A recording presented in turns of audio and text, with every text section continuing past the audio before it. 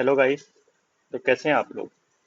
देखिए, आज अपन देखने जा रहे हैं कि जो ST SC post matric scholarship है ना, उसकी क्या क्या एलिजिबिलिटी क्राइटेरिया है, अपन उसके लिए कैसे अप्लाई कर सकते हैं और उसके क्या क्या बेनिफिट है ना। तो चलिए चालू करते हैं। देखो, जो भी ST SC post matric scholarship है, ठीक है, ये पहली बात, ये कौन से स्टेट के लिए अपन बात कर रहे हैं? MP स्टेट के लिए बात कर रहे हैं, ठीक है। MP ST SC post matric scholarship. तो यहाँ पास क्या है, यहाँ पास गवर्नमेंट आपको 100% स्कॉलरशिप अमाउंट दे रही है, ठीक। तो आपको 100% स्कॉलरशिप अमाउंट मिलेगा। स्कॉलरशिप में आपको काय का अमाउंट मिलेगा? आपको ट्यूशन फीस मिलेगी। ट्यूशन फीस का मतलब होता है कि कॉलेज की फीस मिलेगी आपको, चाहे वो गवर्नमेंट कॉलेज हो चाहे प्राइवेट कॉलेज हो। आपको यहाँ पर कितनी स्कॉलरशिप प्रोवाइड करी जाएगी? 100% ट्यूशन फीस आपको मिलेगी, ठीक है। और ऐसे विद्यार्थी जिनका नीट क्वालिफाई करके जो आ रहे हैं, ठीक, ऐसे विद्यार्थी जो कि नीट क्वालिफाई करके आ रहे हैं, उनको गवर्नमेंट दे रही है 50,000 रुपये एक्स्ट्रा। अगर वो विद्यार्थी, ठीक, अगर वो विद्यार्थी SC है तो महर्षि वाल्मीकि योजना के तहत 50,000 रुपये उसको एक्स्ट्रा मिलेगा। अगर वो विद्यार्थी ST है तो उसको प्रोत्साहन योजना के तहत 50,000 रुपये एक्स्ट्रा मिलेगा, ठीक है। लेकिन यहाँ पास क्या है, यहाँ पास एक चीज और है कि जो भी बच्चे SC ST के हैं, अगर वो फ्री रूम, जो भी बच्चे SC ST के हैं, उनको गवर्नमेंट रूम रेंट या फिर हॉस्टल फीस भी देती है, ठीक है। अगर वो प्राइवेट कॉलेज का है तो उसको 24,000 रुपये एक्स्ट्रा मिलता है, और अगर वो गवर्नमेंट कॉलेज का है तो उसको 12,000 रुपये एक्स्ट्रा मिलता है, ठीक। ये जो 24,000 12,000 है, ये सारे पोस्ट मैट्रिक स्कॉलरशिप के लिए, चाहे वो OBC हो, चाहे वो SC हो, चाहे वो ST हो, ये अमाउंट उनको हर साल मिलता है, ठीक। तो ये वाली जो क्राइटेरिया है रूम रेंट वाला, ये सबके लिए है ना, ठीक है। और जैसे जैसे आपको क्या कहते हैं, हर साल इन्फ्लेशन बढ़ता है ना, महंगाई भत्ता बढ़ता है, तो वैसे वैसे अमाउंट बढ़ता जाता है, ठीक। तो गवर्नमेंट ये देती है। अब अगर आपके स्कॉलरशिप चाहिए तो आपके पास क्राइटेरिया क्या होना चाहिए? क्राइटेरिया सबसे पहला है कि आप MP के डोमिसाइल होने चाहिए। क्यों? क्योंकि आपको MP गवर्नमेंट दे रही है, तो आपको MP का डोमिसाइल होना पड़ेगा। क्या इसमें भैया 12th के परसेंटेज रिक्वायर्ड है? नहीं, इसमें 12th की परसेंटेज रिक्वायर्ड नहीं है, ठीक। इनकम क्राइटेरिया भैया के इसमें है? हाँ, इनकम क्राइटेरिया है इसमें। आपके पास गवर्नमेंट कॉलेज में अगर आप पढ़ रहे हो तो आपका जो इनकम सर्टिफिकेट है, उसके लिए कोई रोक टोक नहीं है, चाहे वो 10 लाख हो, 15 लाख हो, 20 लाख हो, कोई रोक टोक नहीं है, आपको स्कॉलरशिप मिलेगी अगर आप गवर्नमेंट में हो तो। लेकिन अगर आप प्राइवेट कॉलेज में हो तो प्राइवेट में 8 लाख का क्राइटेरिया है, ठीक। चाहे आप प्राइवेट कॉलेज ले रहे हो, तो चाहे आपके पिताजी गवर्नमेंट जॉब में हो चाहे प्राइवेट जॉब में हो, तो आपको ये 3 डॉक्यूमेंट वहां पे लगेंगे। कौन कौन से? पैन कार्ड लगेगा, ITR की कॉपी या फिर फॉर्म है। इन तीन में से कोई भी एक चीज आपको वहाँ पे सबमिट करना पड़ेगा, ठीक। ये शो करने के लिए कि आपका 8 लाख से कम इनकम है, तभी आपको स्कॉलरशिप मिलेगी, नहीं तो प्राइवेट में आपको स्कॉलरशिप नहीं मिलेगी। भैया इसमें बॉन्ड कितने साल का होगा? बॉन्ड का मतलब क्या है? Rural service bond. Rural service bond का मतलब है कि आपको कहाँ पे जाकर के, मतलब आपको गांव में जाकर के अपनी सेवा देनी पड़ेगी। तो जब आप गांव में जाकर के अपनी सेवा दोगे तो वो जो बॉन्ड होता है वो 1 साल का होता है, और इसका जो बॉन्ड का अमाउंट होता है वो 5 लाख रुपए होता है, ठीक।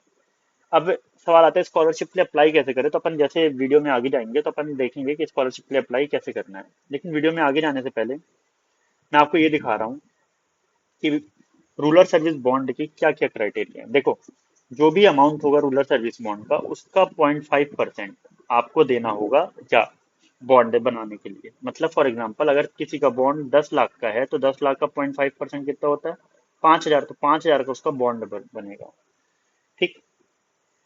तो देखो, यही कॉपी है जो बताएगी कि आपका बॉन्ड कितने साल का है, कितने साल का नहीं है। देखो, ऐसा कोई भी व्यक्ति जो कि गवर्नमेंट कॉलेज में एडमिशन ले रहा है, अपन कौन से पॉइंट की बात कर रहे हैं? इस B वाले पॉइंट की बात कर रहे हैं। ऐसा कोई भी व्यक्ति जो गवर्नमेंट कॉलेज में एडमिशन ले रहा है, ठीक है, और वो SC और ST का है। SC ST का कहाँ पे दिया है? आरक्षित वर्ग हेतु। ये आरक्षित में SC ST है, OBC नहीं है, ठीक है। तो आरक्षित वर्ग हेतु कितने का उसका बॉन्ड बनेगा? 2500 का। तो 5 लाख का 5% कितना होता है? 0.5% कितना होता है? 2500। तो देखो यहाँ पर से दिया हुआ है 0.5% का आपको बनाना है बॉन्ड, है ना। बंद पत्र कितने का बनेगा? 0.5%, मतलब 0.5% का आपका एफिडेविट बनेगा।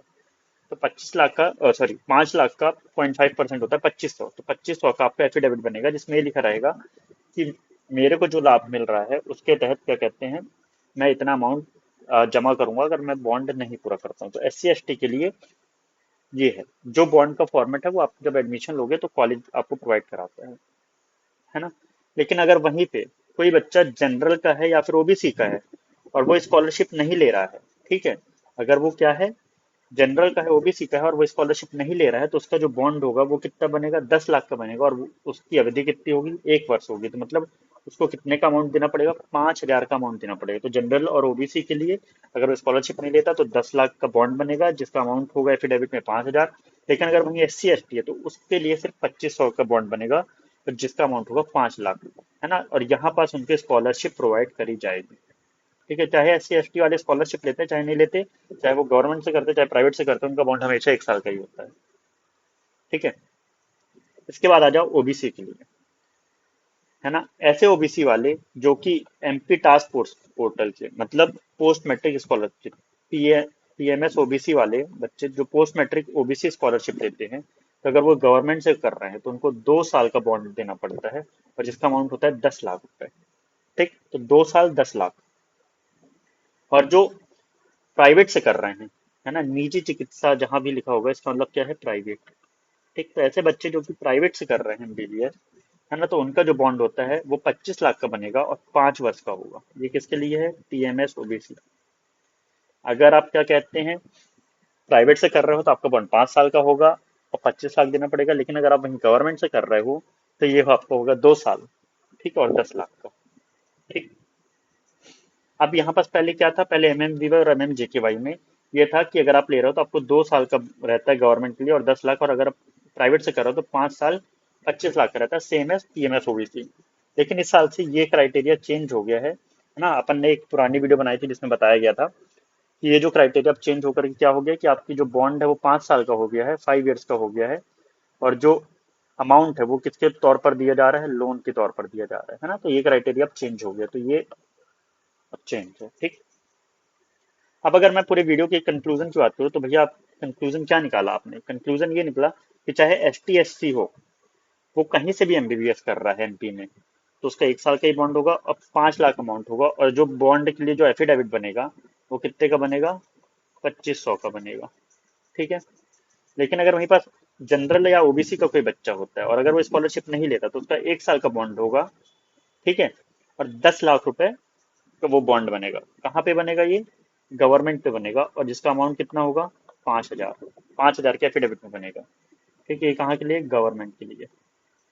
ठीक, और प्राइवेट में भी ये चीज वैलिड होगी अगर वो स्कॉलरशिप नहीं ले रहा है तब। ठीक है। इसके बाद अगर वो स्कॉलरशिप लेता है वो बंदा, ठीक, और अगर वो प्राइवेट कॉलेज से लेता है और योजना कौन सी ले रहा है, MMVY MMJKY, तो 5 साल का बॉन्ड, ये जो 25 लाख अमाउंट है ना, ये किसके तौर पर दिया जाएगा, लोन के तौर पर बनेगा। ठीक, क्योंकि जो फीस है वो लोन के तौर पर, सॉरी यहाँ पर एक गलती हो गई, ये जो फीस है वो लोन के तौर पर दी जाएगी, ये जो अमाउंट है ये नहीं, है ना। ठीक है, ये जो फीस है वो लोन के तौर पर दी जाती है, और ये जो बॉन्ड का अमाउंट होगा वो 25 लाख होगा। लेकिन अगर वही चीज वो गवर्नमेंट से चल कर रहा है तो पहले तो बॉन्ड 2 साल का था, लेकिन अब बॉन्ड की अवधि कितनी हो गई है, 5 साल हो गई है। ठीक, और अमाउंट कितना रहेगा, 10 लाख का रहेगा। ठीक, तो ये जो क्राइटेरिया है 2 साल वाला ये क्या हो गया है, चेंज हो गया है, और अब बॉन्ड कितने साल का हो गया, 5 साल का हो गया। लेकिन अगर वहीं पे कोई व्यक्ति पोस्ट मैट्रिक ओबीसी स्कॉलरशिप लेता है तो गवर्नमेंट में तो उसको 100% स्कॉलरशिप मिलती है, और इसको एक्स्ट्रा अमाउंट भी मिलता है जो अपन ने आगे वहां पे देखा था, है ना, रेंट वगैरह जो था कि प्राइवेट में 24,000 रुपये एक्स्ट्रा मिल रहा है और गवर्नमेंट में 12,000 रुपये एक्स्ट्रा मिल रहा है। ये सभी पोस्ट मैट्रिक वालों को मिल रहा हो, चाहे वो ओबीसी हो, SC ST हो। तो गवर्नमेंट में अगर आप ले रहे हो तो MMJKY ना लेकर के, MMVY ना लेकर के, मेधावी ना लेकर के आप ओबीसी वाली जाओ। लेकिन अगर आप वहीं प्राइवेट ले रहे हो तो प्राइवेट में आप जाओ MMVY के पास। क्यों, क्योंकि प्राइवेट में अगर आप PMS ओबीसी लेते हो तो आपका जो स्कॉलरशिप अमाउंट है वो कितना होगा, 85% आपको स्कॉलरशिप प्रोवाइड की जाएगी, और 15% स्कॉलरशिप, जो 15% ट्यूशन फीस होगी वो आपको बाई सेल्फ भरना पड़ेगा। मतलब समझ रहे हो, किसी कॉलेज की मानो 10 लाख रुपए फीस है, 10 लाख फीस है, तो 8.5 लाख तो गवर्नमेंट देगी, लेकिन जो 1.5 लाख है वो आपको अपने जेब से देना पड़ेगा, तो कोई मतलब ही नहीं। ठीक। और इसमें एक चीज और है कि अगर कोई बच्चा जिसका 12th में परसेंटेज 70 से ज्यादा है तो उसको 85% स्कॉलरशिप मिलेगी, लेकिन 70 से कम है तो 50% स्कॉलरशिप मिलेगी, और बॉन्ड 5 साल का ही होगा, है ना। इसलिए अगर आप प्राइवेट में ले रहे हो तो आप मेधावी के साथ जाओ, ठीक है, PMS ओबीसी के साथ मत जाओ। लेकिन अगर आप गवर्नमेंट में ले रहे हो और अगर आप ओबीसी हो और आप क्राइटेरिया फुलफिल कर रहे हो तो आप किसके साथ जाओ, टीएमएस ओबीसी के साथ जाओ, क्योंकि गवर्नमेंट में फायदा है, आपको एक्स्ट्रा अमाउंट 12,000 रुपये मिल रहा है और बॉन्ड तो सेम ही रहेगा। ठीक। अब देखो, अब स्कॉलरशिप के लिए क्या क्या क्राइटेरिया है ना। हम स्कॉलरशिप के लिए कैसे बोल सके कि अपन क्या है, अपन एलिजिबल है। ठीक। सॉरी, एलिजिबल बोल रहा हूँ, मतलब किन किन बच्चों को स्कॉलरशिप आएगी, है ना। क्योंकि क्या होता है, जब अपन स्कॉलरशिप के लिए अप्लाई करते हैं, तो अप्लाई करते हैं तो हमारे पास कभी कभी क्या होता है, स्कॉलरशिप नहीं आती। तो किन बच्चों को स्कॉलरशिप नहीं आती, तो उन बच्चों की स्कॉलरशिप नहीं आती जो ये क्राइटेरिया फुलफिल नहीं करते। क्या क्राइटेरिया है, उन बच्चों का स्वयं का बैंक अकाउंट होना चाहिए। ठीक। वो जो बच्चे हैं उनका मेजर बैंक अकाउंट होना चाहिए, माइनर अकाउंट नहीं होना चाहिए। उनके नाम से चेकबुक इशू होनी चाहिए। उनकी जो क्या कहते हैं, आपका बैंक अकाउंट है वो यूआईडीआई साइट से लिंक रहना चाहिए। ठीक है। उनके बैंक अकाउंट की ई केवाईसी होनी चाहिए। जो भी बैंक अकाउंट है वो नेट बैंकिंग रहनी चाहिए उसकी, और वो जो बैंक है वो आधार लिंक होना चाहिए। जब आप ये सातों क्राइटेरिया फुलफिल कर ले तो तभी आपके अकाउंट में स्कॉलरशिप का आता है। ठीक है। क्यों, क्योंकि जो भी पीएमएस स्कॉलरशिप होती है, जो भी पीएमएस स्कॉलरशिप होती है, वो किसके अकाउंट पर आती है, वो बच्चे के अकाउंट में आती है। ठीक है ना। बाकी जो एमएमवीवाई एमएमजेकेवाई है वो कहाँ जाती है, वो सीधा कॉलेज के अकाउंट पे जाती है ना। इसलिए ये सारी चीजें फुलफिल होनी चाहिए। अब अप्लाई कैसे करना है, अप्लाई करने के लिए आपके पास क्या होना चाहिए, सबसे पहले तो आपका एडमिशन होना चाहिए। जिस कॉलेज में, जिस भी कॉलेज में आपका एडमिशन हुआ है, एडमिशन के 2 से 3 महीने के बाद पोर्टल ओपन होता है। काय का पोर्टल ओपन होता है, एमपी टास्क का पोर्टल ओपन होता है। उस पोर्टल पर आपको अप्लाई करना है।